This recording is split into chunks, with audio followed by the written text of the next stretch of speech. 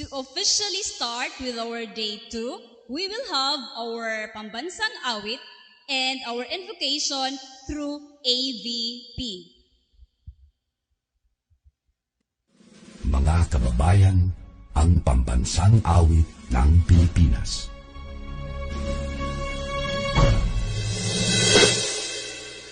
Bayang magiging, pelos ng silanganan, alap na puso, sa ibig mo'y buhay. Lupang hinirang, tuyan ka ng magiging, sa manlulupi, di ka pasisiil, sa dagat at bundok, sa simoy at sa langit mong bughaw, may dilag ang tula at awit sa paglayang minamahal.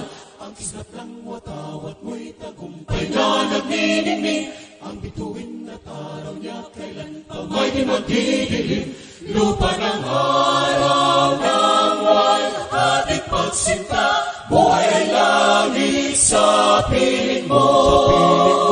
Aming higaya na pa may mga api ang mamatay ng dahil sa'yo.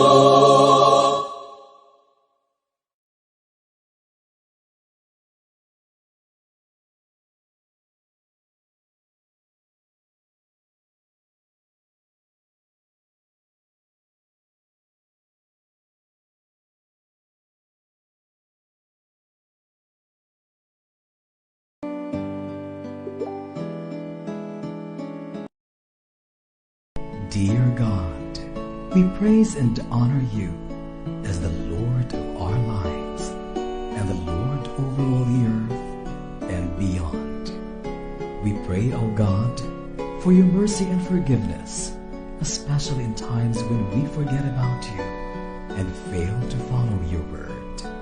O God, we thank you for coming into our lives and remind us that there is always hope for those who pray and believe. For all that we have, our lives, our work, our families, our neighbors, our co-workers, our friends, and even those against us, for whom we also pray. Thank you. O God, as one family, as one Department of Education, teach us to serve you and your people without counting the cost. Teach us to humble ourselves in the name of public service and serve others above our personal interests. And help us to put our faith in action and see you in everything we do and all those we serve, especially our learners, the heart of DepEd. Guide and lead our learners, teachers, administrators and staff, family, community, and stakeholders to become faithful to our core values of makadilos, makatao, makakalikasan, and makabansa, and enable us to contribute to building the nation and the world, and to make us worthy stewards of all your creation. We bring back all the glory and honor to you, O Lord, our God. Amen.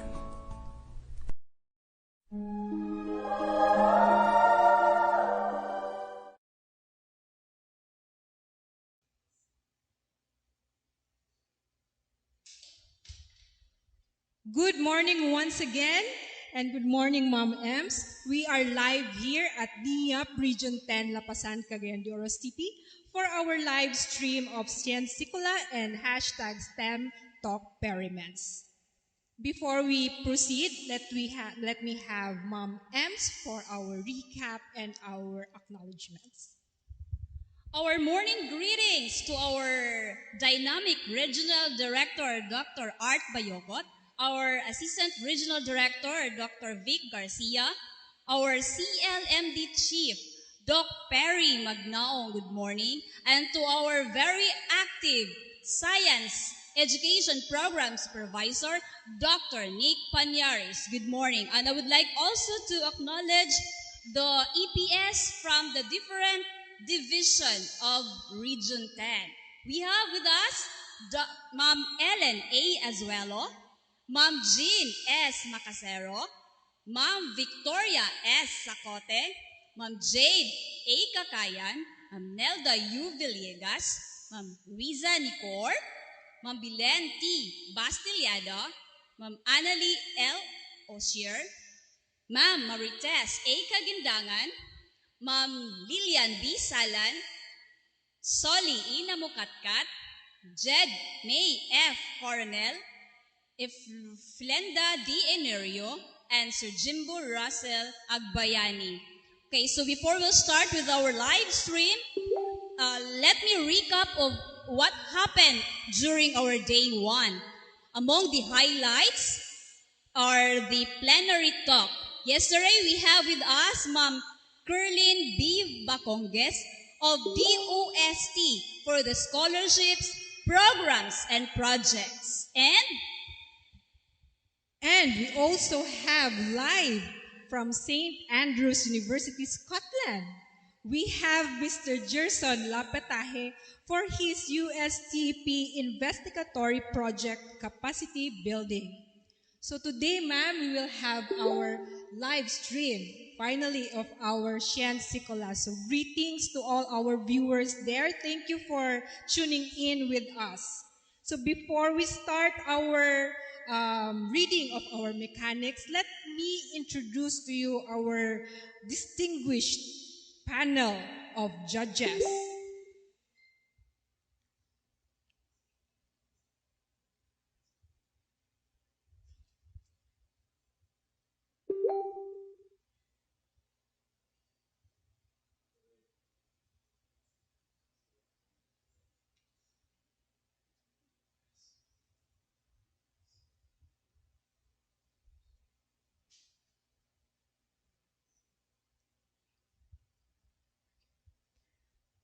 First off, she finished her Doctor of Philosophy in Educational Management at Capitol University and completed her Master's of Science in Teaching at Mindanao University of Science and Technology.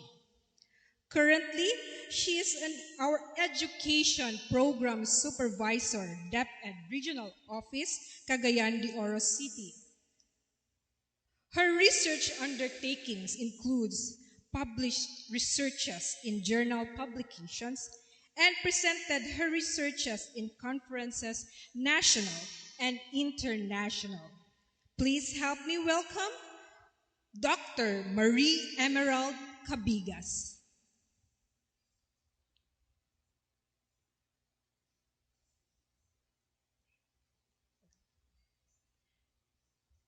Our next judge graduated her PhD in Mathematical Sciences, major in Mathematics, Education at Mindanao University of Science and Technology, Lapasan, Cagayan de Oro City.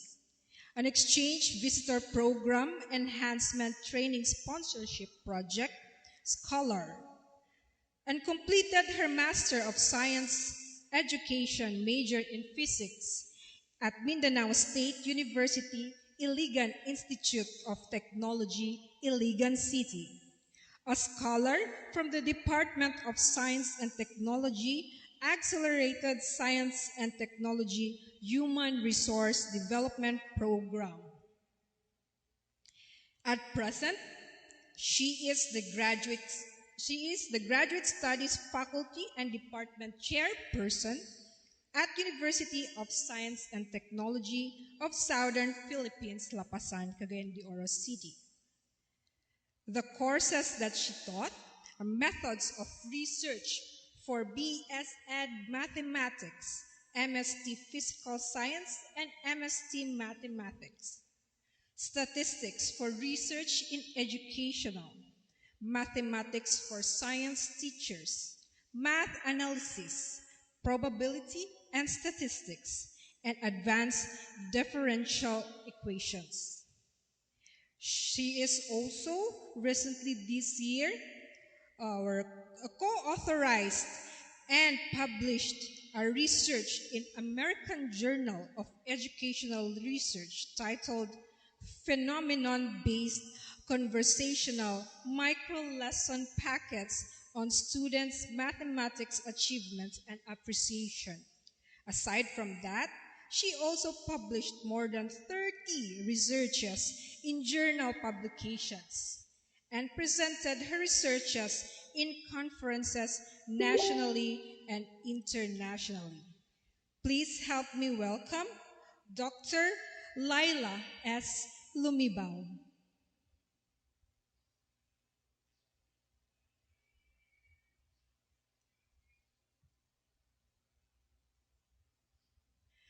Our next judge earned her units in Doctor in Science Education, major in Physics at De La Salle University, Manila, Philippines. Completed her Master's of Science in Education Physics at Mindanao State University, Iligan Institute of Technology, Philippines. Currently, she is a faculty member at Mindanao State University, Iligan Institute of Technology, Philippines. Her research undertakings includes co-authored research publications entitled Use Me Wisely, a collaborative learning activity in learning science and mathematics in the classroom, successful lessons and practices that work. Another is effect of boundless updated knowledge offline or BUCO on students' retention of physics concepts and the effect of physics enhancement course to the teaching self-efficacy belief of grade 7 science teachers. Ladies and gentlemen, please help me welcome Ma'am Charity M. Cruz. So these are our distinguished panel of judges for our SIYENSIKULA. Thank you, Ms. Noreen. So let me read to you the SIYENSIKULA mechanics. This competition is open to all junior and senior high school students from both public and private schools in the country. A maximum of 3 students may collaborate on a single video entry. Collaboration of the participants and coaching may be done remotely, such as, but not limited to, online meetings, email messaging, and all available online collaboration platforms. The participants must discuss a difficult topic under physical science, life sciences, mathematics, or engineering concept in a clear, creative, and engaging manner through a video presentation that is not more than 3 minutes. The participants can discuss the topic in English and or Filipino. All contents in the video must be original and are owned by the participants. Interests may include personal experiences and thoughtful observations. Videos must reflect that the student has carefully reviewed and examined the topic. There will be 2 stages in the judging process. First is the peer-to-peer review, and the second is the evaluation and selection committee review. The evaluation results of the evaluation and selection committee are independent of the results of the peer-to-peer evaluation. The entry with the highest percentage in the final stage shall be declared as the champion and will be given a medal and a certificate.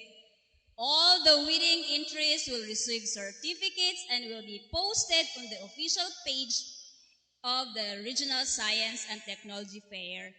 And then participants must be duly notarized with a certification. So that will be all, Ms. Noreen.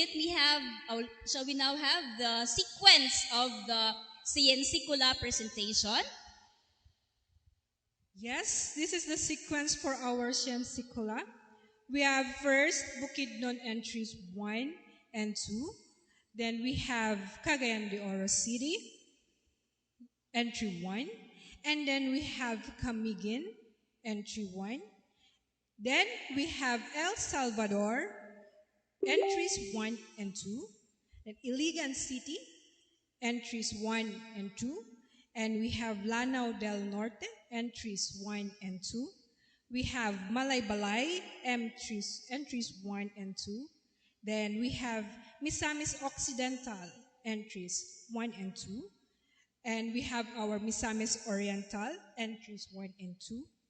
Oroqueta City, entries 1 and 2. Then Ozamis, we have entry 1. Tangub City, entry 1. And Valencia City, entries 1 and 2. That would be all for our sequence, Ma'am Ems, for our presentations. Okay, well, our TWG is working on the preparation of the presentation. So,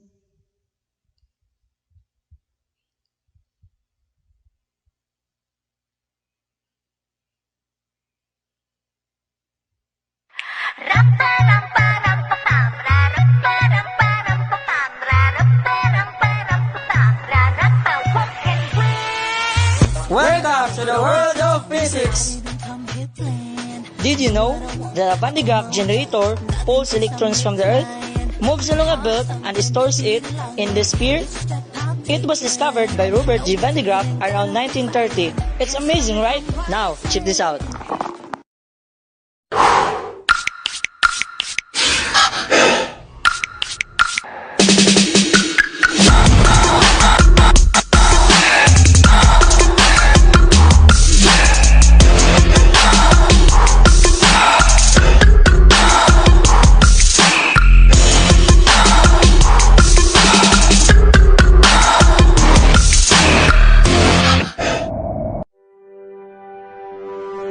Wondering how it works?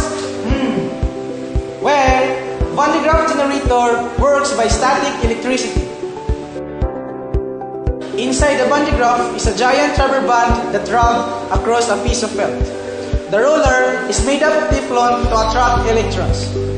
When the lower electrons starts moving, it rubs against the belt, setting it in motion while creating friction between these two parts. The friction causes the electrons to jump from the rubber belt to the roller, which becomes negatively charged. So, the belt is left with positively charged. This exchange of charges is called the triboelectric effect. Under the roller is a metal brush, which the electrons move through it. The large amount of electrons that have been built up in the roller, which repels the tips from the metal brush. So, because the belt is left with a positive charge, it carried up the positive charge to the top. The top roller is made up of aluminum. To the top of it, it has a metal brush connected to the metal sphere. Because the metal brush is attached into the metal sphere, the positive charge travels towards the sphere and spread out around it. It will accumulate the charge until an object is charged in. It's pretty amazing science.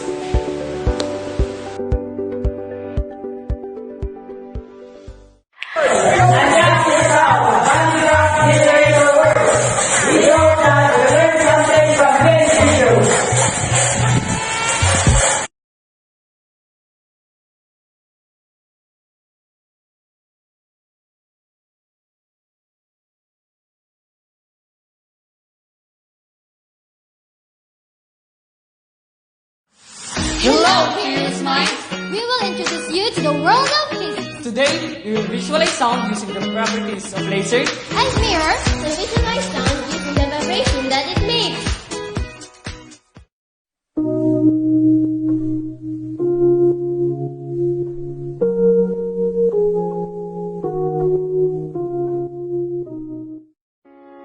Did you ever wonder what's the human audio spectrum capacity? What are the capacities of our ears in hearing frequencies? What are the patterns created by the sound wave? And how can we see those patterns? We will show you the basic parts of the sound visualizer. First, we have our speaker. Next, we have this balloon presented as the rubber membrane. Next, we have the mirror. This fragment of mirror is presented as our reflected beam. And the last part is our laser. The laser interrogates that vibration that's happening inside the rubber membrane.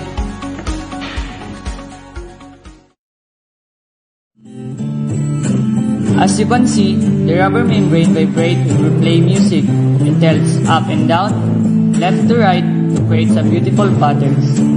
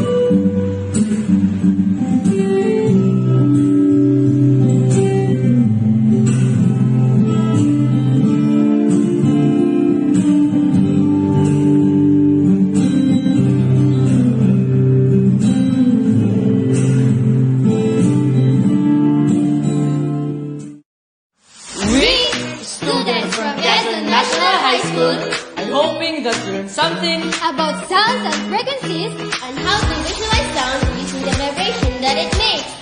Thank you for watching! Hey guys, do you want to go on an adventure with me? Then let's go for a ride. Did you guys notice that?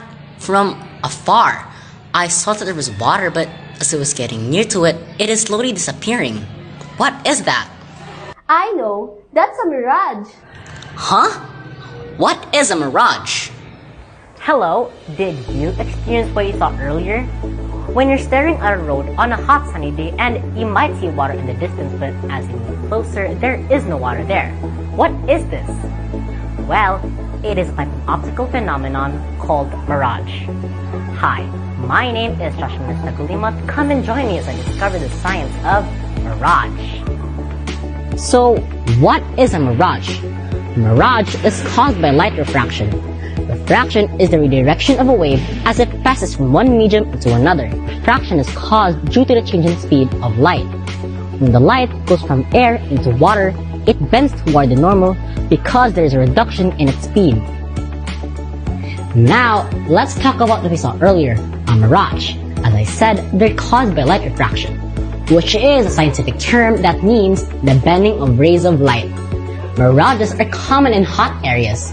When you're driving along blocks of highway in high heat, it's common to look into the distance and see something that looks like water near the horizon. Mirage in optics is the distant appearance of an object or distant objects caused by the bending of light rays in layers of air of varying density. To make a mirage appear real, an optical phenomenon in which light is refracted to a layer of hot air near the ground, creating the illusion of refuge in the distance. Now, during hot sunny days, temperature near the surface is much higher than the temperature above, which means we have a rarer medium here and a denser medium above. And mirage occurs as a result of this temperature difference. It undergoes continuous refraction until it reaches the position where it experiences total internal reflection, which means at this point, the angle of incidence is greater than the critical angle of incidence, and the light is reflected, and the reflected light enters our eye. And our eye traces a straight line path. After placing a straight line path, what we see in image there, we feel that the object is actually placed there. So, why did we see water earlier when there is no water above? Generally, a mirage occurs due to a total internal reflection of clouds. So, what we saw earlier is a reflection of clouds that appear like water. That's why during hot sunny days, we see bodies of water that could be nothing but an optical illusion called mirage. Oh, so that's what I saw earlier, a mirage. They're caused by light refraction and reflection of clouds. So, the next time you go on a trip and notice this phenomenon, Remember, it is called mirage.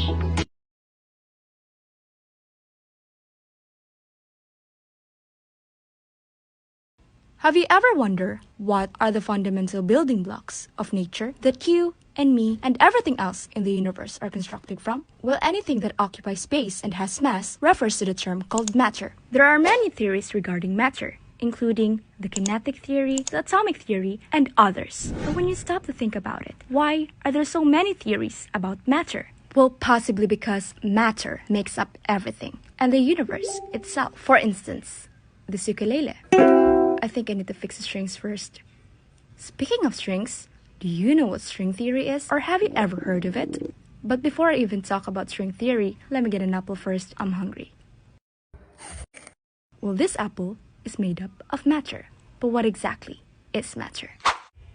We are taught in school that all matter is made up of particles called molecules and atoms. But let us go further beyond that and look closer into this apple. If we zoom in, we see molecules. From molecules and zoom again, we see atoms. Atoms are made up of proton, neutron, and electron. Now, do you know what the smallest particle is? It's quarks. Now, the conventional idea stops here, but according to string theory, inside these particles are little filaments of energy. Just like the string of a ukulele, it vibrates. Thus, when I pluck the string, there is mostly one tone that you can hear. This is the fundamental resonant pattern or frequency of the string. Additionally, the ukulele's body resonates at certain frequencies, which enhance the sound produced by the vibrating string. The string, in string theory, has its natural frequency, and it continues to vibrate as it is a loop. So a quark, an electron, an atom, molecules, and matter itself is nothing but a one-dimensional string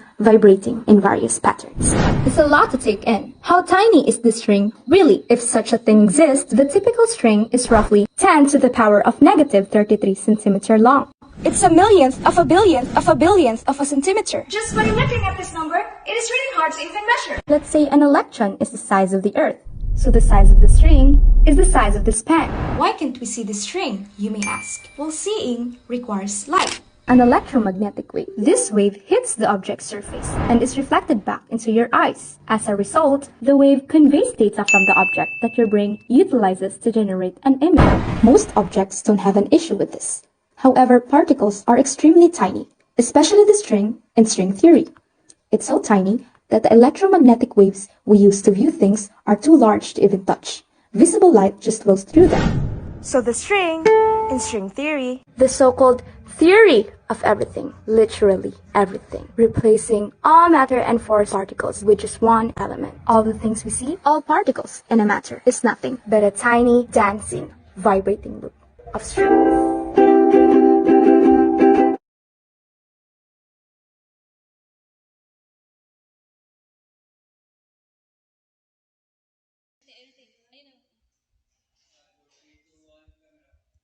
We have just witnessed our SIYENSIKULA interest from the three division for the entry number 1 from Bukidnon entitled Van de Graaff Generator, and our entry number 2 from Bukidnon again, Visualizing Sound.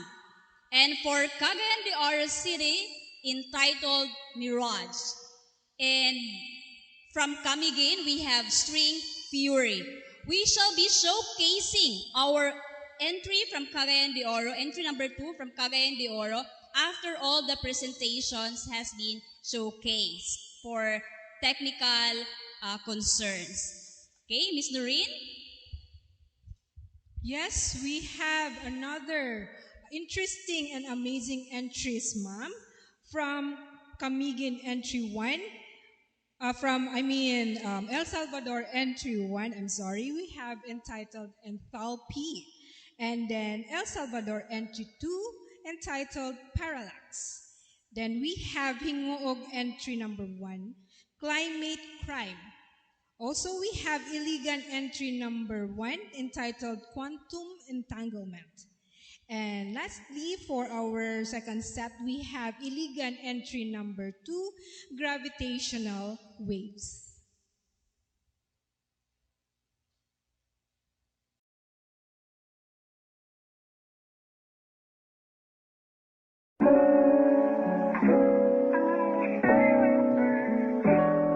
Oh God, too clumsy of me.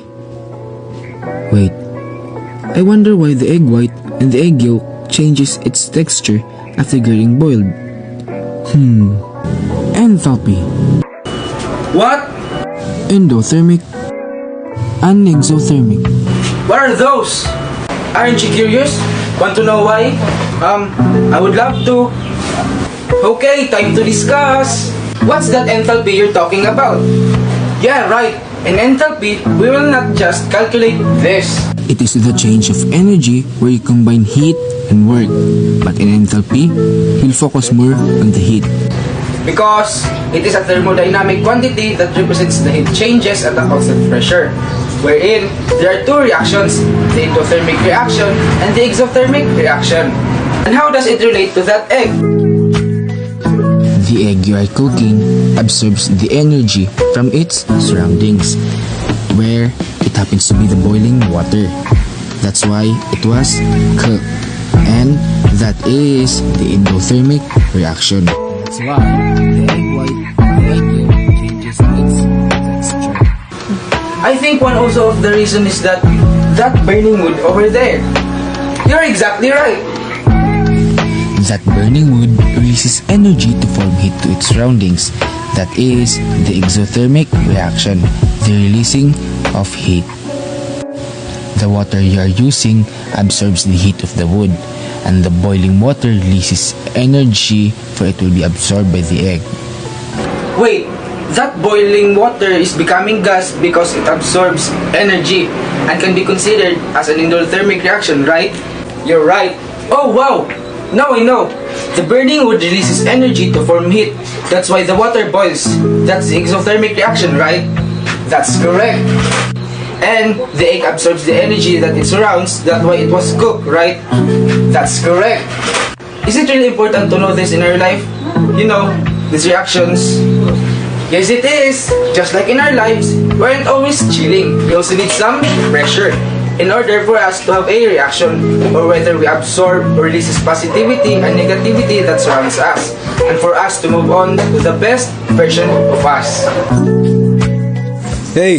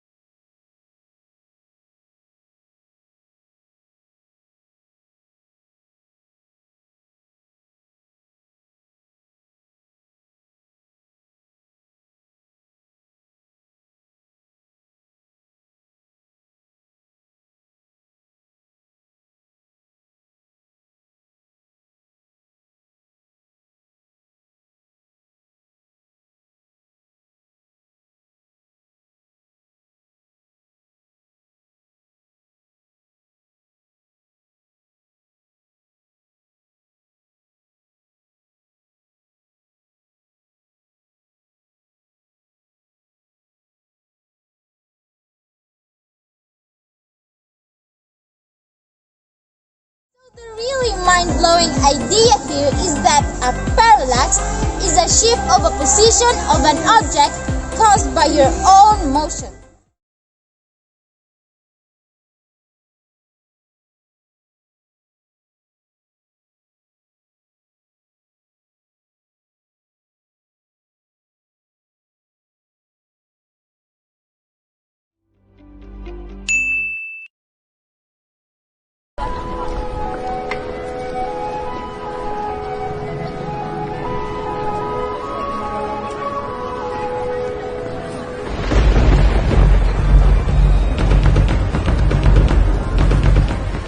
That? The weather says it's sunny. Oh my god. That's why we shouldn't trust weather forecasts. Anyway. Hi there. How's the weather out there?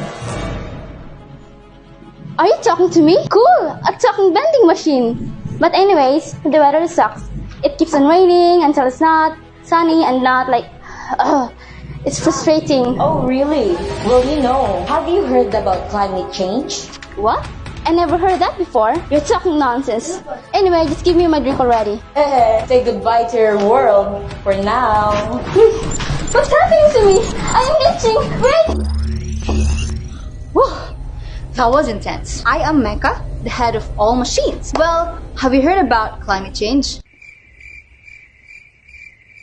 Nobody knows about climate change. Well, climate change is a long-term changes in the climate that develop over time, over decades, centuries, and millennia. It is produced by rapidly growing greenhouse gases in the Earth's atmosphere, mostly as a result of the combustion of fossil fuels. To have a deeper grasp, a greenhouse is a structure with walls and a roof composed primarily of transparent material for plants that require controlled climatic conditions to thrive. Notice what she has experienced a while ago. The weather changes from hour to hour. In one moment, it was just sunny day, and then in a snap of time, it was raining. This is due to the documented rise in the greenhouse gases concentrations caused by human activities such as fossil fuel combustion and land use change. And if you are wondering how humans are involved in this dilemma, it is because every day we emit greenhouse gases as a result of our interactions to industry, farms, and automobiles. 4 primary greenhouse gases are produced by our actions. Carbon dioxide is released into the atmosphere by the combustion of fossil fuels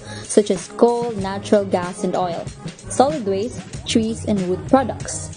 All of these man-made activities are what causing Juhani to experience unusual changes of weather. Whew. There you go. Now, I'll ask you some questions. Well, the first question is, wait. What's happening? Wait, no, I have more to tell.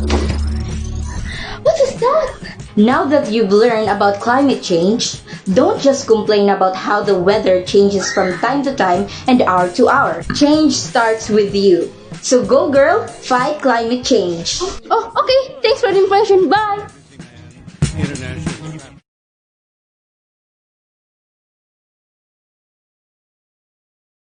Suppose you have two particles, particle A and particle B, which either spins up or spin down.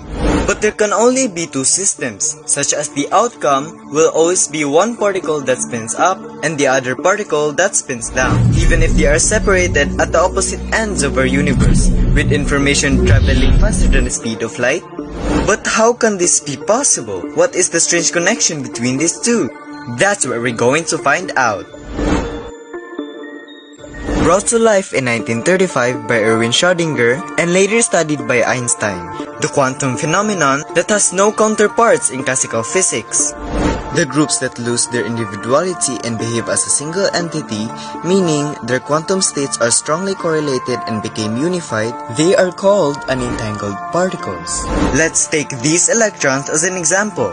Spin, as we mentioned earlier, is an inherent angular momentum that these subatomic particles have inherently, which are spin up and spin down. If we measure the spin of these two electrons, we will find one of the 4 possible combinations.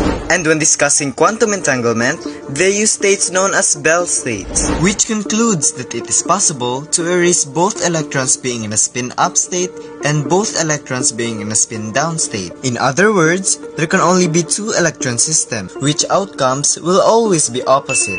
Now, the law of quantum mechanics tells us that when no external system is interacting throughout the process, then our system is in a superposition of all possible combinations. An example is a spinning wheel.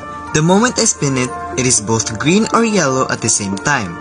Similarly applies to entangled particles. If the entangled particles are in a superposition, both particles are in a state of being a spin up or a spin down. Not until we measure the spin of one particle, causing the superposition state to collapse into one determined result. Seeing that particle A is measured to be spin up, then it somehow transmits an information telling particle B that must be spin down, even if they are a universe apart, which means their communication is faster than light. That's why Einstein hated this idea, because according to his theory, nothing can beat the speed of light, and Einstein called this the spooky action at a distance. Something strange was connecting the particles across space, something we cannot explain until we use mathematics. The application of quantum entanglement range from quantum computers to problems in physics that require subatomic precision, such as the detection of dark matter and gravitational waves. But perhaps the most compelling aspect of the work, beyond any applications, is that it simply brings us closer to the true quantum nature of the world.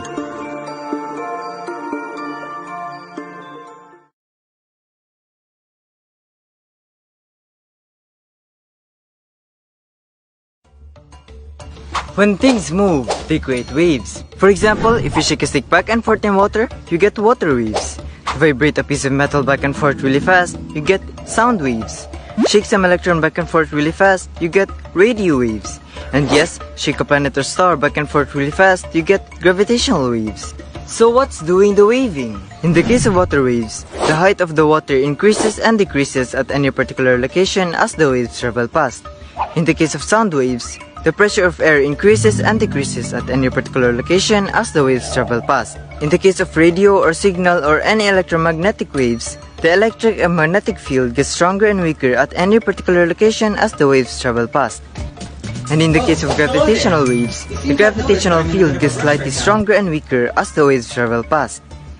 You can tell a wave has passed by looking at how nearby particles behave. A duck in the water rises up and down, the air pressure gets stronger and weaker, the electron in a radio antenna move back and forth because of the changing electric field, and free-floating people or planets move back and forth because of the changing gravitational field. If two particularly giant masses are both pulled by each other's gravitational pull and are trapped by each other's gravitational field, they should start to spiral in towards each other. This would create gravitational waves, which would travel away from the source like ripples in a pond, getting smaller as they travel farther from their center. But what are the ripples on? When Einstein devised his theory of relativity, he imagined gravity as a curve in a surface called spacetime. A mass in space created distortion in spacetime. Einstein also predicted that the distortions they cause could travel across the universe, stretching and squeezing space and time as they move. But, you may ask, what would a gravitational wave feel like? We can't feel gravitational waves, but if our bodies were sensitive enough to detect them, we'd feel like we're being stretched, then compressed, and would happen over and over as the waves travel past right through you. But this happened in such a minute scale that we can't feel any of it. So, we build detectors that can feel it for us. That's what the LIGO do. Laser Interferometer Gravitational Wave Observatory. These detectors are L-shaped instruments that have long arms whose exact length is measured with lasers. If the length changes, it could be because gravitational waves are stretching and compressing the arms. The gravitational waves that the detectors captured can derive information of the source like its mass, the shape of its orbit, and the sound of it. So, those two black holes colliding sounds like this. The black hole collision was just one example of what gravitational waves can tell us. Other high-energy astronomic events will leave gravitational echoes too.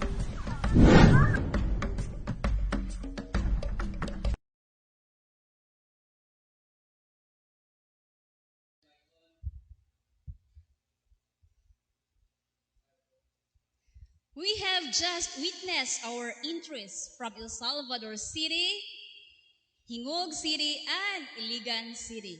Mga kasayans, brace yourselves. We are now going to Lanao del Norte and witness their entry number 1 entitled Bose-Einstein Condensate and their entry number 2 entitled Monkey Pox. And moving forward, we'll proceed to Malay-Balay City Division. First entry entitled Antimatter. And entry number 2 entitled Y pi is equal to 3.14. Bakit nga ba? And for Miss Sammy's Occidental entry number 1 entitled Principle of Magnetic Levitation. Wow, amazing. Kakatakot ito. And entry number 2, why is the sky blue? Bakit nga ba? So, dapat manood kayo mga ka-science!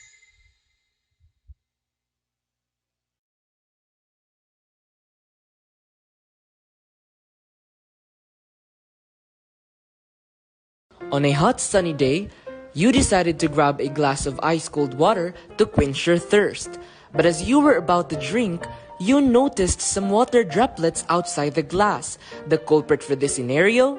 It's none other than condensation. When water vapor hits the cold surface, energy will be released and it will revert to a liquid form, and thus condenses. But what happens if we cool this down to a temperature that is even colder than Antarctica? To answer this, let's dive into the subatomic level. I'm pretty sure that everybody knows the basic states of matter. We have the solids, liquids, gases, and plasmas. Particles of every state possess a certain amount of energy. Among these four, plasmas have particles with the highest energy. Note that the energy of these particles correlates to the temperature at the macro level. If we rip off some energy from every state, we see the gradual decrease in motion of each particle as the matter undergoes some phase changes. If we take out more energy, the particles become cooler and cooler while continuously jiggling and wiggling and stretching, and then eventually merging into a single quantum entity in a form of a wave. Alas, a new state of matter is formed. This new state is called the Bose-Einstein condensate. According to quantum theory, subatomic particles can also be thought of as tiny wave packets. When we lower the temperature to almost absolute zero, the particles slowly behave like waves, which then begin to expand and overlap with each other. To get BECs, we'll need some free atoms of the same element to begin. We must then use lasers to hit them. The goal of the lasers here is to slow down the atoms. The temperature continues to drop as they slow down. A magnetic field is also employed to keep the atoms intact. Not all atoms will be slowed down by the laser cooling, and so the external magnetic field will be slowly decreased to let out the still highly energetic atoms. Some elements wherein BECs have been achieved are rubidium, sodium, and lithium. BECs are utilized to make atom lasers, atomic clocks, and highly sensitive gravitational, rotational, and magnetic sensors. To understand the big, we first need to examine the small.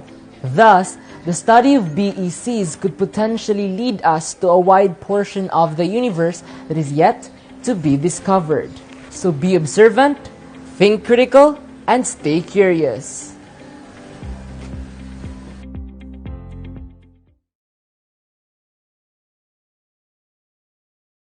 Have you heard of the term monkeypox?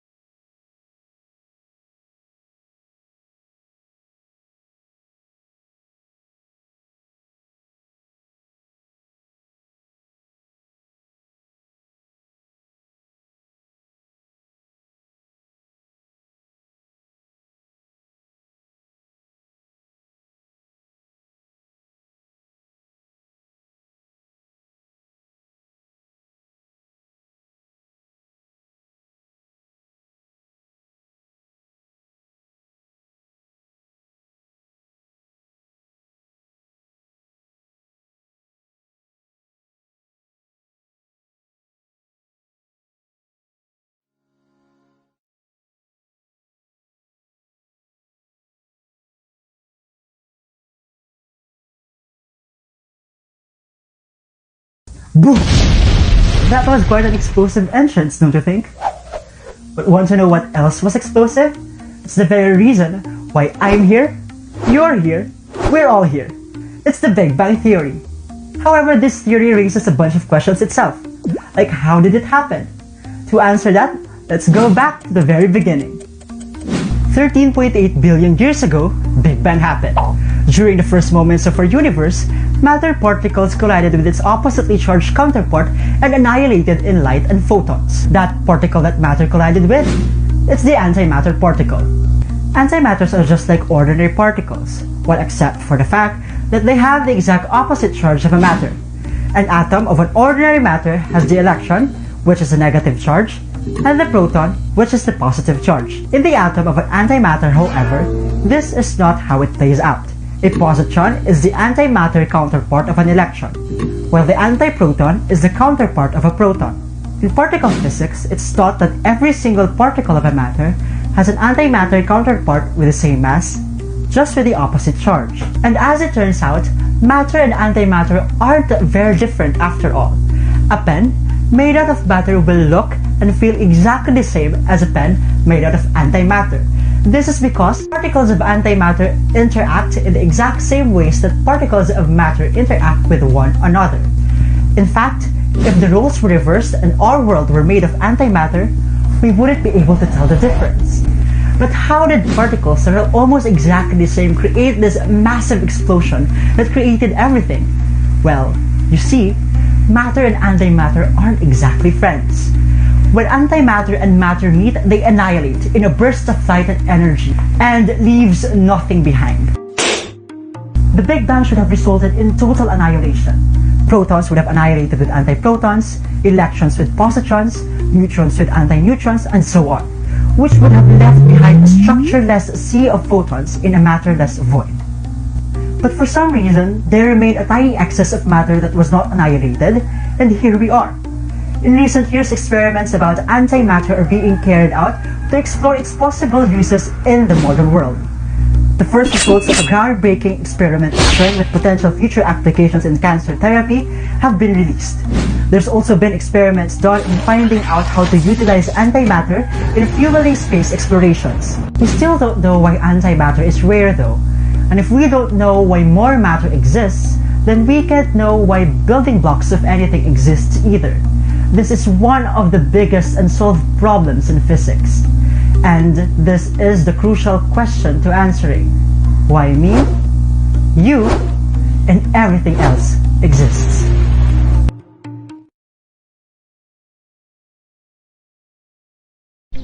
Have you ever wondered why pi, this pi?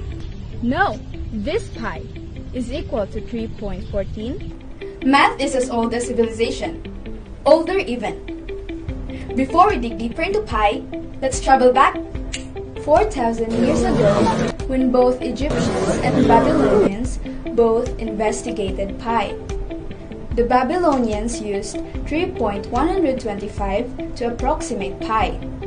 This is the value they obtained by calculating the perimeter of a hexagon inscribed within a circle, and then assuming that the ratio of the hexagon's perimeter to the circle's circumference was 24/25. Compare a square and a circle. Well, it's quite a little bit of a circle, but not much like a circle as a pentagon, which has one more side than a square. And the pentagon doesn't look quite as much like a circle as a hexagon, which has one more side again.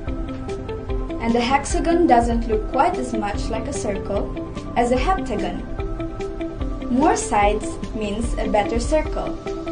The pi value was first calculated by Archimedes of Syracuse, a Greek mathematician and inventor in ancient Greece, also known as the father of mathematics. Archimedes first thought of calculating pi by fitting a square inside and outside a circle, so they are all touching each other, and then dividing the perimeter of the squares by the diameter. Furthermore into pi, why does the symbol pi looks like this? Usage of Greek lowercase letter as a notation for pi was codified in the 1700s by Swiss mathematician and physicist Euler. This is the initial letter of the Greek word perimetrus, which means circumference in English. Why does pi equal to 3.14? To prove this, let's demonstrate using pi with pizza. Let's place our pizza on this flat surface. Let's put an arrow pointing down like that. Let's start right there. Put the arrow at the beginning. I'm gonna roll this pizza all the way until the arrow points right down like that. She's there. And let's mark it down there. So it's gone all the way around once. So that is the length of the circumference. Let's have a look. That is 1 diameter, 2 diameters, 3 diameters, and that's 4 diameters. And that is about 3.5. That means that 3.25. And around here lies pi. Even now, the value of pi is being deciphered up to beyond the 50 trillionth digit. If the digits of pi should ever begin to repeat, mathematicians are still looking for patterns.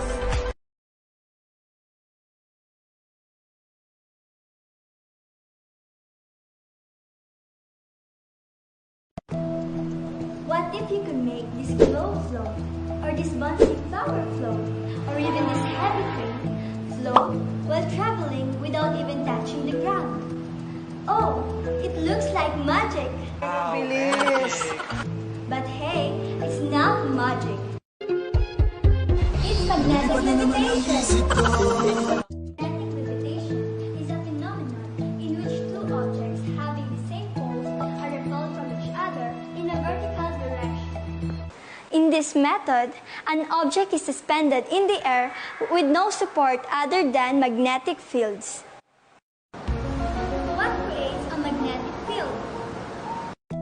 It is created by a magnet or as a result of the movement of electric charges, which is called an electromagnetic field.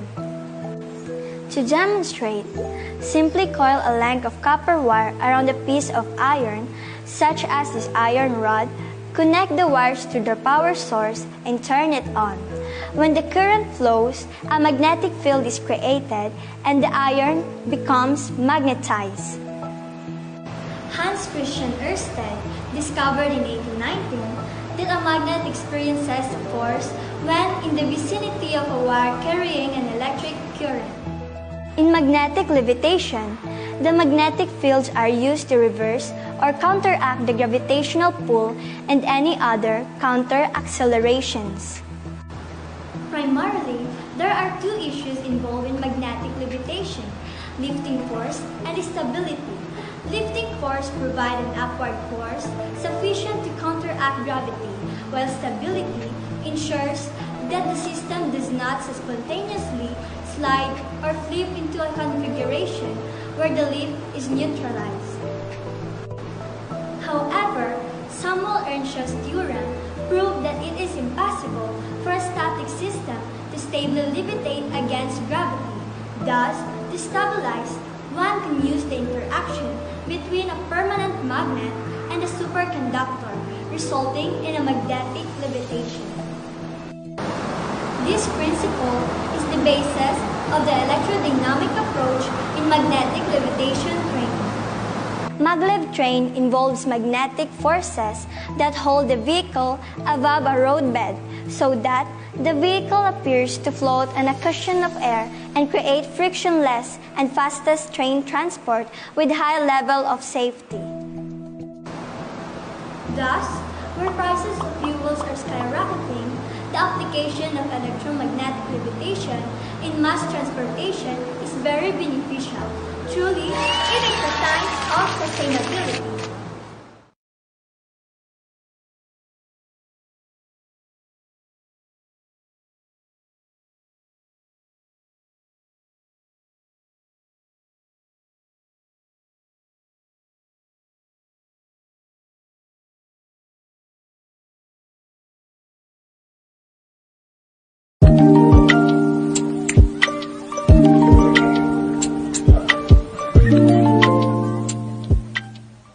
Whoa! The sky is really beautiful today. It's very blue and vibrant. A great day to have a picnic, right? Actually, the color of the sky is actually not blue, but instead, it's bluish white. Really? Sounds interesting. Can you explain why that is? The process is called Rayleigh scattering. It is the scattering of the light of the molecules of the air. What is that? Alright! Let's have a deep dive into this topic. It is when the direct light from the sun enters the Earth's atmosphere and begins to scatter around. However, this scattering is color dependent. Higher frequency visible light. That means the light near the blue end of the visible spectrum is scattered 10 times as much as the light near the red end of the visible spectrum.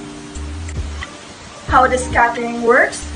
The Earth's atmosphere is made out of gas, specifically nitrogen and oxygen gas.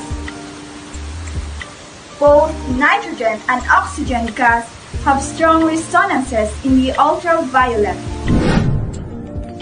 Sunlight drives the motion of the electron clouds inside of air molecule. The wiggling that the light wave and air molecule produce inside the air molecule when the light wave encounters the air molecule generates its own light that goes out in almost all directions. Since these molecules resonate ultraviolet, blue scatters far more than red. If the molecules are far enough apart, this new light will continue to scatter and ultimately arrive at your eyes from all directions, which makes the sky appear blue from all directions. Rayleigh scattering was discovered and named after the 19th century British physicist John William Strutt, known as Lord Rayleigh. So, did you find that interesting?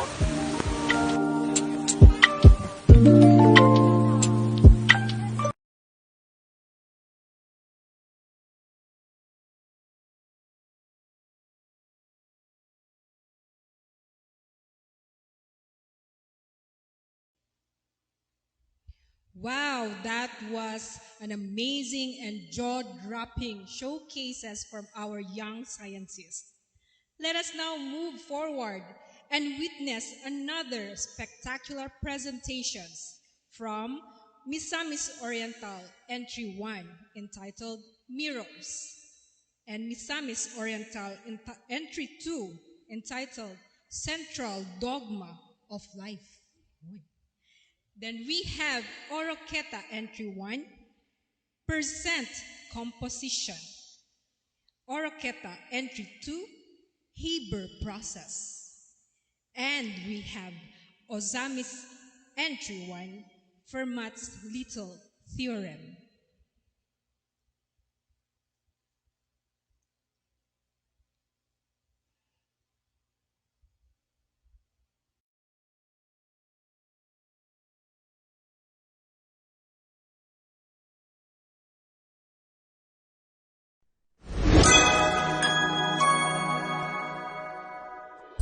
What else with our eyes can help us see?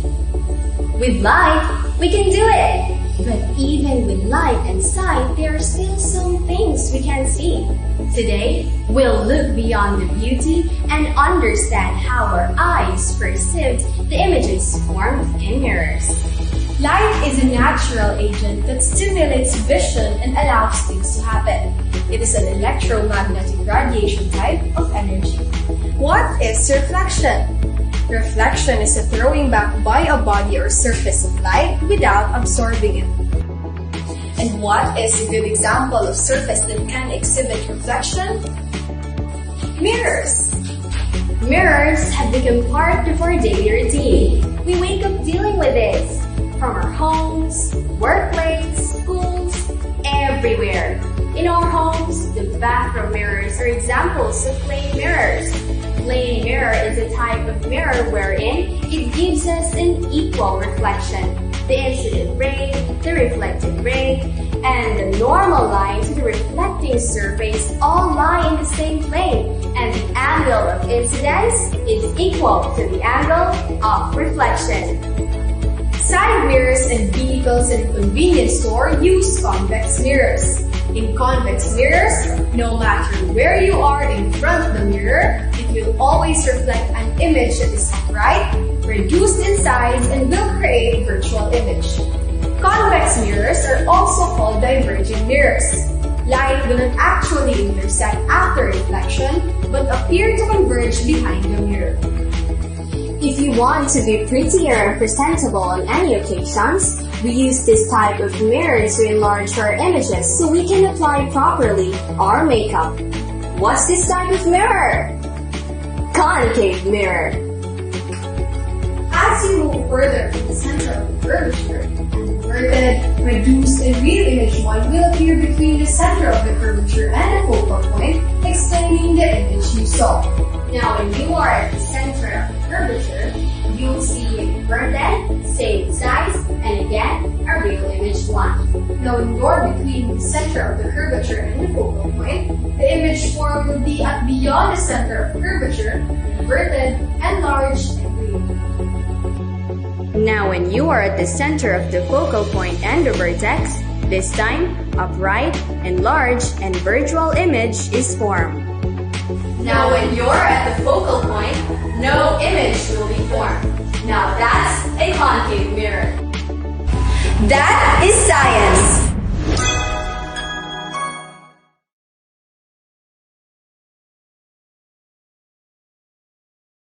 Take a moment and look at yourself at the mirror. The skin, the muscles, and the bone you see are made out of cell, which contains a million of proteins. But do you ever wonder how the process is done? The most important task of a cell is to synthesize protein based on the code of DNA. But how these codes are read? Well, the answer of that question relies in the center dogma of life. Central dogma of life is the explanation of the flow of genetic information from DNA to mRNA until to the protein.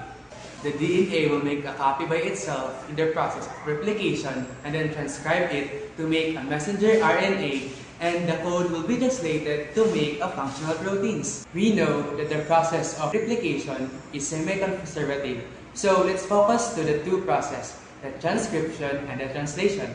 Transcription is a process which mRNA is synthesized based on the DNA. The part of DNA which encodes the proteins is called gene. So the gene is copied first and then make the copy of mRNA. There are several steps that involve this process. First, the opening of the double helix, assembling the setup enzyme, gathering the nucleotides, and so on. After all these steps, mRNA is formed. mRNA is the exact copy of the DNA. The only difference between them is the mRNA is a single-stranded and the base timing of the DNA is replaced by the uracil. And now that the mRNA is ready, the mRNA will come out of the nucleus and enter the cytoplasm. And that's the next process begins, the translation. I'm gonna give you an example. Imagine you are a contestant of Miss Universe, and here it comes, the Q&A part. So let's say that you don't understand English, so you need a translator to translate the question. So when the translator translates the question, you understand this and produce a winning answer. Two cells are in that similar situation. They are code from mRNA that needed to be translated to make a sequence of that amino acid. So translation requires some specialized equipment. Just like you can take down notes if you don't have pen and paper. So our cell can translate if you don't have two specialized gears, the ribosome and the tRNA. Ribosome is made up of two basic pieces, the small subunit and the large subunit. The two subunits come together around inside in the mRNA molecule. tRNA carries amino acid to the ribosome. The ribosome moves forward on the mRNA codon by codon as it is read and translated to make a protein chain. Now, I want you to look at the mirror again. Do you feel something else? That's because you already know where your skin, muscles, and bones comes from. And the next time you see things, remember that there is science behind that scene.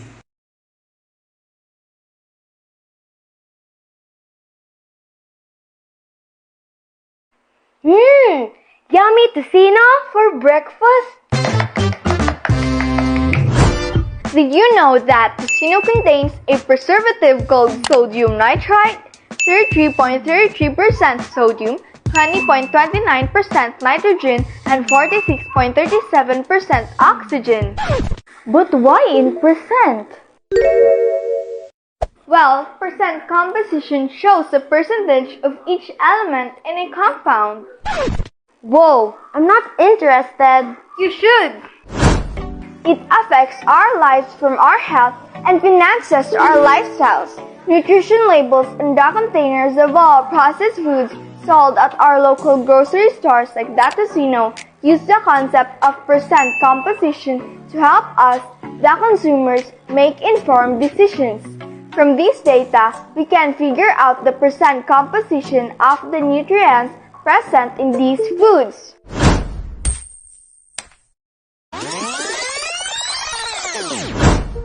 Back in 1787, the United States produced its first penny. It was referred to as Fugio and was made entirely of copper. However, through time, the penny was made of bronze, 95% copper and 5% zinc and tin.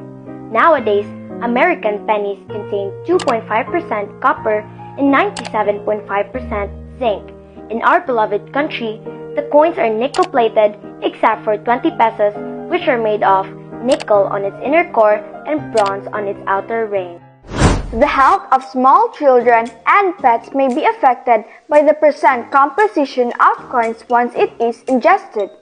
Zinc, which is susceptible to being dissolved by stomach acid, can lead to a variety of issues including bleeding ulcers and vomiting in some people. I will never let my doggy eat coins!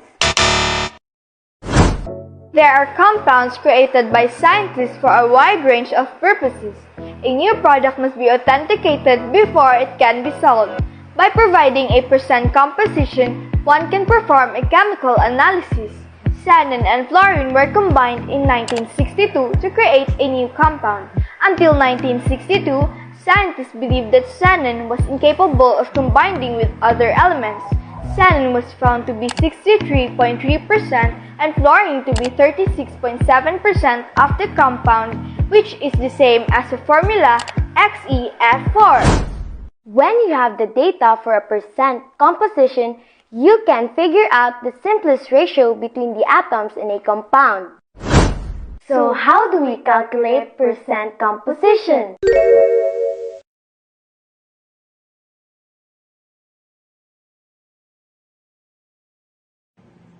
Oh, hi there!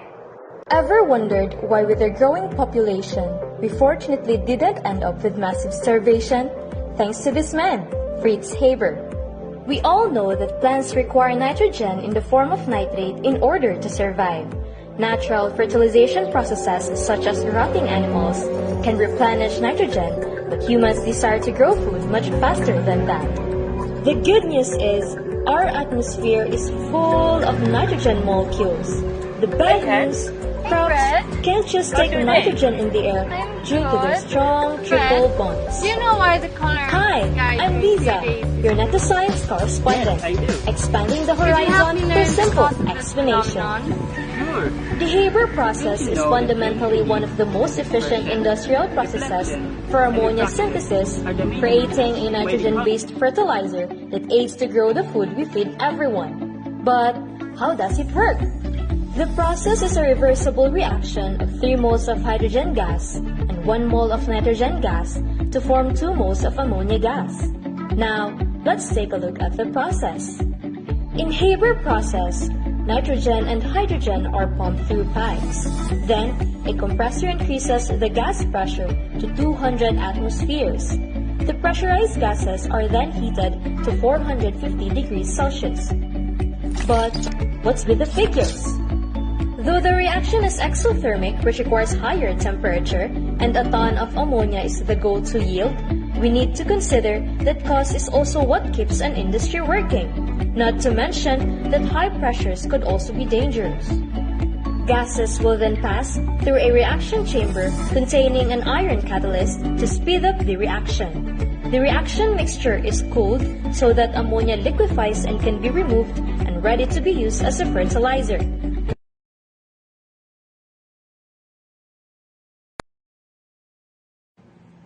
Oh, hi there! Ever wondered why with our growing population, we fortunately didn't end up with massive starvation?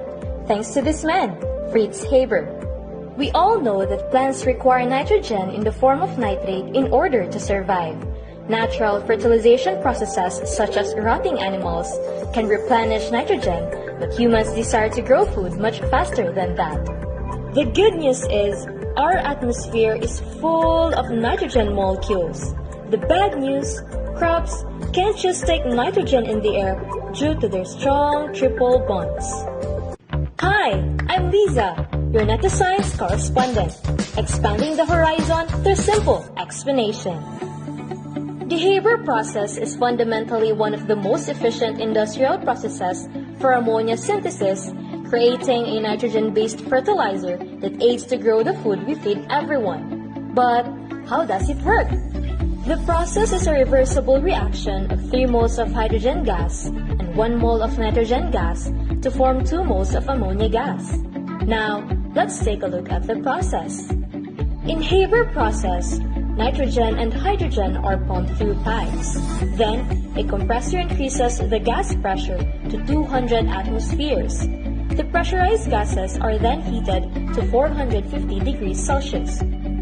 But what's with the figures? Though the reaction is exothermic, which requires higher temperature, and a ton of ammonia is the goal to yield, we need to consider that cost is also what keeps an industry working. Not to mention that high pressures could also be dangerous. Gases will then pass through a reaction chamber containing an iron catalyst to speed up the reaction. The reaction mixture is cooled so that ammonia liquefies and can be removed and ready to be used as a fertilizer. Lastly, unreacted nitrogen and hydrogen are recycled. Thanks to Haber process, without the reaction, we could only produce enough food for 4 billion people. Our current population is now 7.9 billion. Thus, over 3.9 billion people would starve. However, Haber didn't foresee that his breakthrough would become an issue. Half of the nitrogen in fertilizers are not assimilated by plants.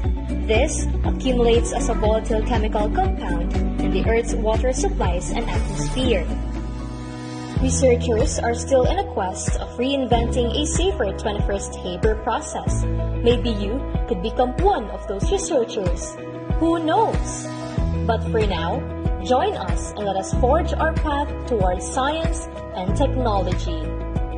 Oops! Wrong way!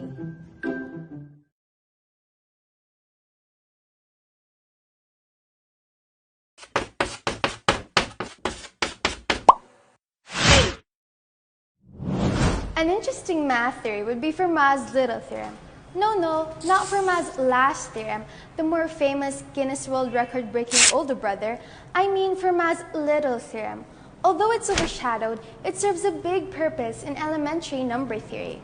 When dividing an integer that has an exponent by a prime number, I'd assume we'd first expand the exponentiation. Piece of cake, right?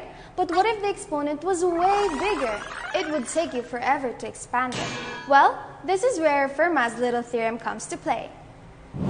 Fermat's Little Theorem states that if p is a prime number, then for any integer a, the number a raised to p minus a is an integer multiple of p. But today, we're going to talk about a special case of Fermat's Little Theorem that looks like this, where p is a prime number and a is not equal to 0 nor a multiple of p. For example, we can have 13 as our p and 7 as our a, since 7 is not a multiple of 13. This means that when an integer with an exponent 1 less than p divided by 13, the remainder would be 1. Let's have an example.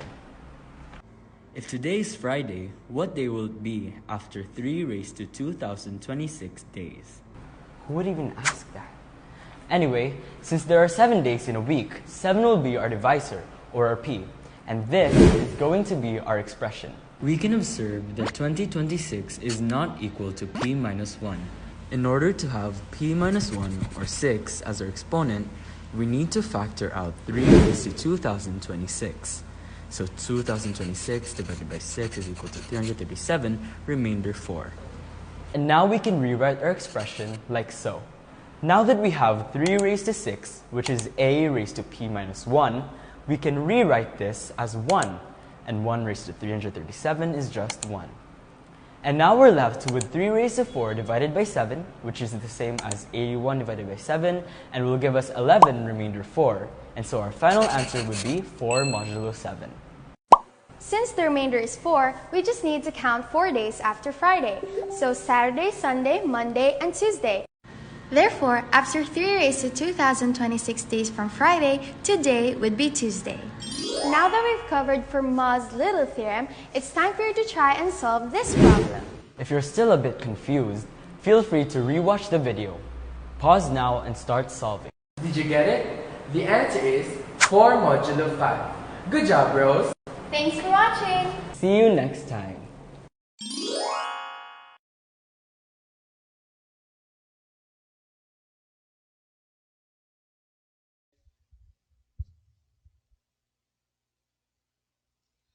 From Misor to Oroqueta to Uzamis. Let's now move forward to Tango entry number 1 entitled Microplastics. And we'll proceed to Valencia and we'll watch and we'll witness entry number 1 entitled Magnetoreception. And Valencia entry number 2 is entitled Facial Recognition. Mukha.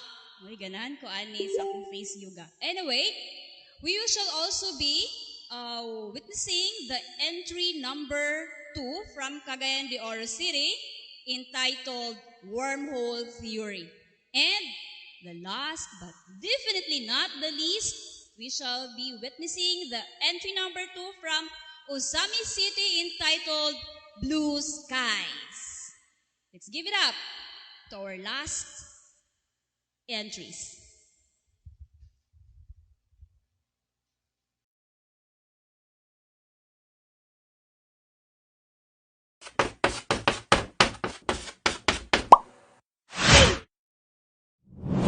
An interesting math theory would be Fermat's little theorem. No, not Fermat's last theorem, the more famous Guinness World Record-breaking older brother. I mean Fermat's little theorem. Although it's overshadowed, it serves a big purpose in elementary number theory. When dividing an integer that has an exponent by a prime number, I'd assume we'd first expand the exponentiation. Piece of cake, right? But what if the exponent was way bigger? It would take you Have you ever wondered what happened to the plastics you throw away? Does it have an impact on the environment? For example, if you can see any small particles inside a fish stomach, how can you be sure it's healthy to eat? We frequently commit foolishness in our ecosystem since no one can see it and we believe they won't have an impact on the community because they are only little things to do. What we fail to take into account is the possibility that a small pastime can have negative long-term impacts that may harm the ecology. Everyone is at risk from microplastic, but the marine environment is especially vulnerable. It is crucial to protect all aquatic species because they show off the beauty of the planet from an entirely new angle. But how to eradicate microplastics? Microplastics are plastic fragments with a diameter of less than 5 millimeters. It is produced by a number of various processes, including the breakdown of bigger polymers. 7 major sources of primary microplastic are identified. These are tires, synthetic textile, marine coatings, road markings, personal care products, plastic pellets, and city dust. Since they are found everywhere, in the air, on land, and in the water, they are challenging to eradicate. Microplastics enter the ocean, are swallowed by zooplankton, move up the food chain, and eventually end up in the human body. A group of scientists at Sichuan University created a tiny, adaptable, and self-propelled robot to gather microplastics in aquatic environments. During the development of the robot, the fish tail bends away from the surface when the near-infrared light is shone upon it, and when the light is turned off, it flaps back, moving the robot through the water. According to the researchers, it can move at a speed of about 3 body lengths per second, which is the fastest record for soft marine robots.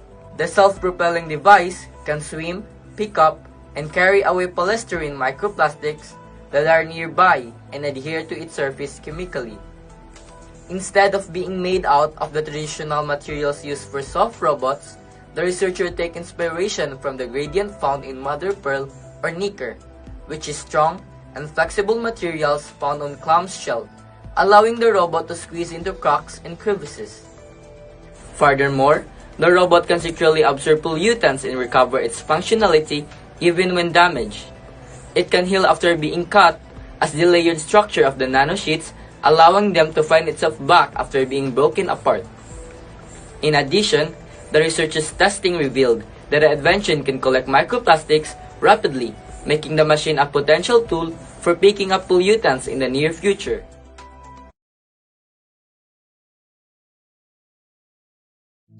How often do you get lost? For some reason, other people just seem to have difficulties with directions, and for them, road signs are basically a foreign language. In such times, it is a wish to have a sixth sense to find the right way, like a superpower. How cool is that? Now, did you know that animals possess such ability? They seem to have never experienced losing their way, even if they're flying over continents or swimming through the dark oceans. It's like they have a built-in compass.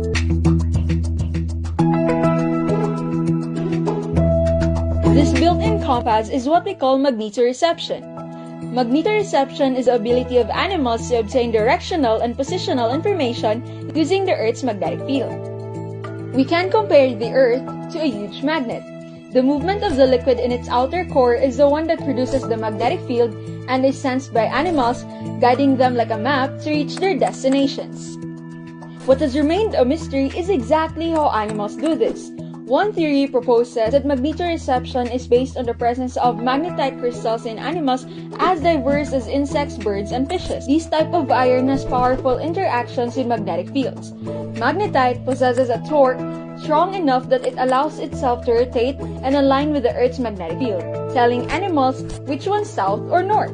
Another theory claims that magnetoreception is based on a light-sensitive protein called cryptochrome found in the retina of certain animals like birds. Cryptochrome is sensitive to magnetic fields due to electron transfer reactions caused by the absorption of blue light. When light enters a bird's eye, it allows electron transfer to a neighboring molecule, forming radical pairs with a property called spin that contains magnetic moments, hence the directional information. The third proposed theory is electromagnetic induction. This applies to marine animals, such as sharks, in two steps. First is when they move, several hundreds of canals filled with conductive jelly cut through the Earth's magnetic field. Second is when their sensitive sensors at the end of the said canals, called ampullae of Lorenzini, detect the small changes in voltage developed from the magnetic induction. This generally explains why sharks and other marine animals can navigate across oceans. Researchers are still trying to reveal everything that's behind magnetoreception.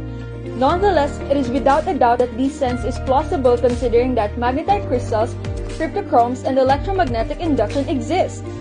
Aside from that, just imagine how big the world is. Without navigational information, birds, fishes, and any other animals would just wander off somewhere. So, thanks to magnetoreception for being a success, it keeps animals on track.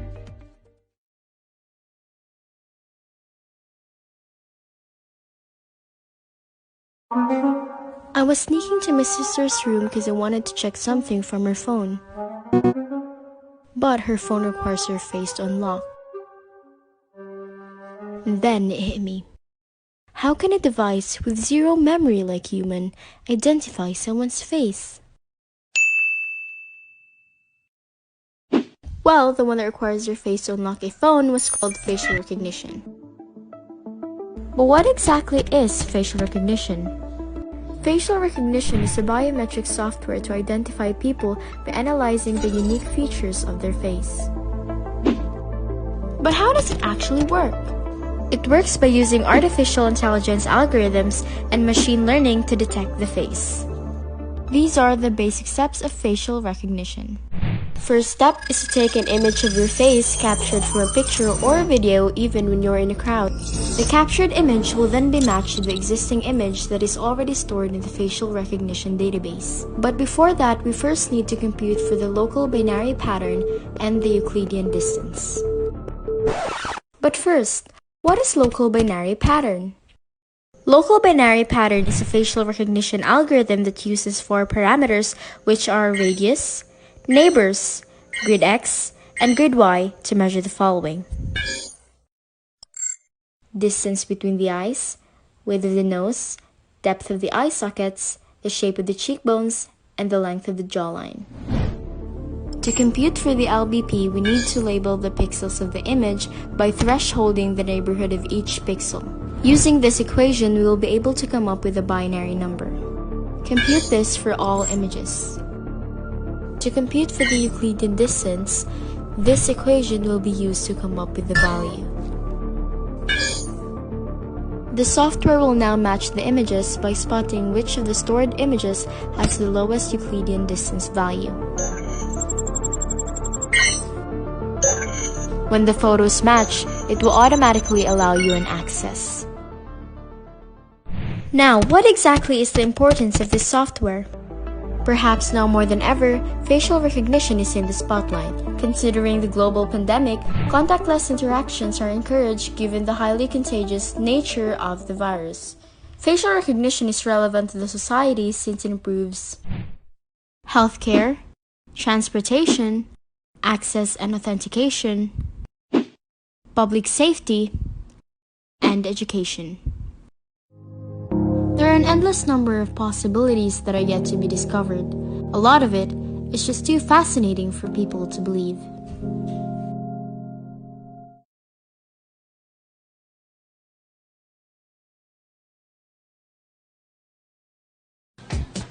Oh, hello there.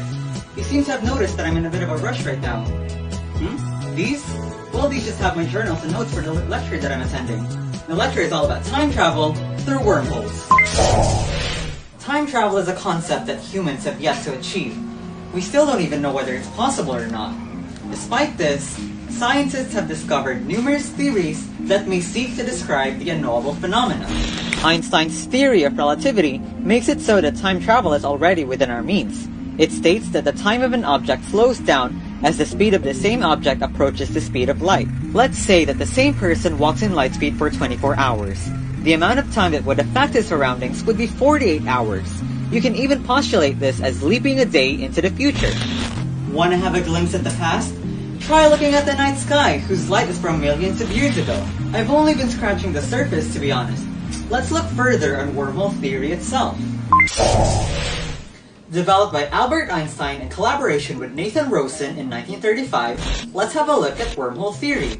Speaking of wormholes, you've already heard of them, haven't you? Acting as a shortcut in space-time, wormholes are actually two holes tied through a tunnel. Transit time to the wormhole is always zero, no matter how far away the holes are from each other. Traveling through this sounds plausible, right? Well... The tunnel has supergravity and immediately collapses as soon as it opens. To negate this, however, we will need exotic matter, a substance with negative mass and hence repels gravity. Imagine that the wormhole tunnel was collapsed like my squished fist right here. You'll need something that can actively oppose the overwhelming gravitational force. This something would exactly be exotic matter. Because the wormhole is now stabilized, teleportation becomes possible. For example, let's assume that there's a wormhole entrance somewhere in Cagayan de Oro and the exit is in Manila. Imagine that the hole in Manila travels to the edge of the universe at near light speed. Then, once it reaches the end, it immediately pulls itself back to Manila.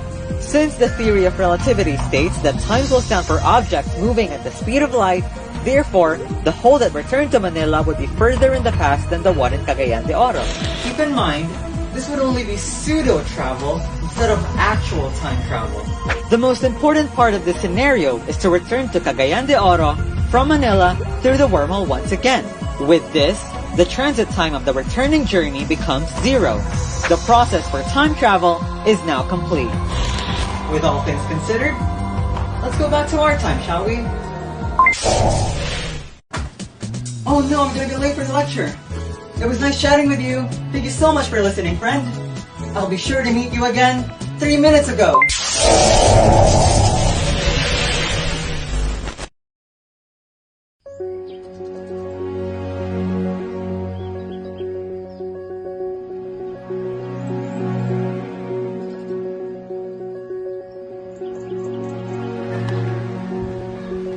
Hey, Hans. Hey, Fred. How's your day? I'm good. Fred, do you know why the color of the sky during clear days is blue? Yes, I do. Could you help me learn the cause of this phenomenon? Sure. Don't you know that many believe that dispersion, reflection, and refraction are the main reasons why the color of the sky is blue? But they're definitely not. So, what causes this blue appearance in the sky during clear days? We all know that the sunlight is white, but the sunlight is actually made up of 7 colors of light, namely the red, orange, yellow, green, blue, indigo, and the violet. The atmosphere, which is mainly made up of air molecules, scatters the sunlight once it enters into it. Oh, I remember. Air is made up of trillions of air molecules, right? So, how is it happening then? As we have learned in our class, each air molecule is doing preferential scattering. What is preferential scattering? I really forgot. That means that each air molecule scatters more blue color than the red and green color. Okay, so you're saying that blue is scattered the most around the atmosphere? Exactly. It's like the air molecules filled with color powder scattering all around. Oh, I see. So that's why whenever we look up to the sky on a clear day, we see the color blue. That's right. That is why the sky appears blue to us.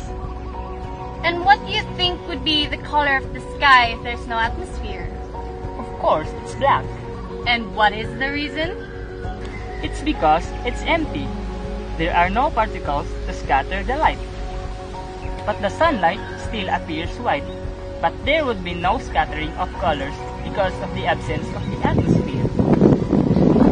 So you mean to say that the blue color of the sky is just an optical illusion?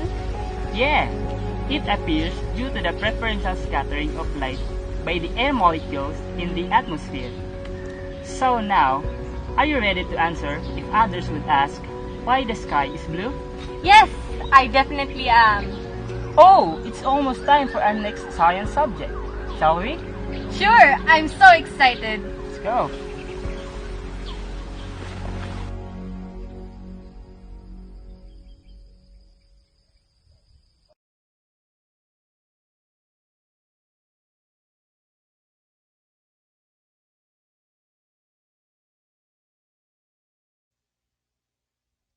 Alright, that was our entries for SIYENSIKULA, Ma'am Ems. Indeed, no, our young scientists from Region 10 are indeed scientists in the making. So before we end, Ma'am Emily, we will first greet our viewers. No, thank you so much for tuning in with us. Mag-shout out sa mga viewers na to.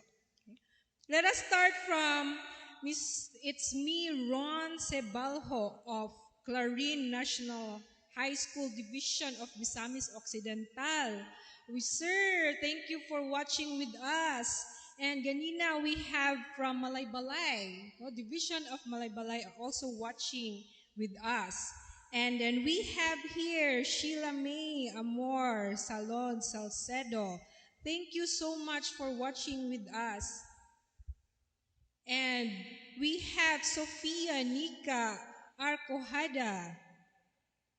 And we have also Teresa Panyaranda Mingo. Good afternoon, watching from CDO National High School Senior High. Ma'am, thank you for watching with us. And sa mga wala na shout out, makita ang mga other comments, but I think no daghan kay na mga nag-comments dire sa ato ang live, and later catch us live again this afternoon for our hashtag STEM Talk Experiments, Ma'am Emily. Okay, before we sign off officially, pa-shout out sa mga taga-FS Cataniko, the home of Magnificos. Good afternoon, my teachers there in FS Cataniko. At hindi rin pakakabog ang mga teachers natin sa Manay National High School. According to their school head, sa Manay ang pagserbisyo, tinud anay. Hi, Sir Roy! And shout out to Miss Mary Caris and Sir Don from the Special Program of the Arts of Agusan National High School, the Ace of the East. Hi, Ma'am Caris! And also with us, ang ating pinaka-generous na TWG, Ma'am Vivian S. Diamante from the City of Pottery, Bulwa Elementary School, Central School. And also with me is Miss Noreen from Tumpagon, the paragon of the hinterlands. And with us also our host yesterday, Miss Diana Garjana from Angeles National High School. I would like also to shout out Ma'am Irene from Kauswagan Central School. And of course, sa atong hitsuraan, APS Science, Sir Nick, good afternoon. And this afternoon, watch us live again para sa ating STEM Talk Experiments. Sa mga TikTokers natin buong Northern Mindanao, I am inviting you to watch us live for our live streaming. And ito, bigyan ng hashtag yung division ninyo. So pinakamaraming hashtag, we will be giving special prizes for them. So sa division na may pinakamaraming hashtag sa comments, sa chat box ang pangalan dyan. Okay, so may request mga TWG na mga kasama namin dito. Si Miss Caris, si Miss Don, si Sir Roy, si Ma'am Dayan, and Ma'am Vibs.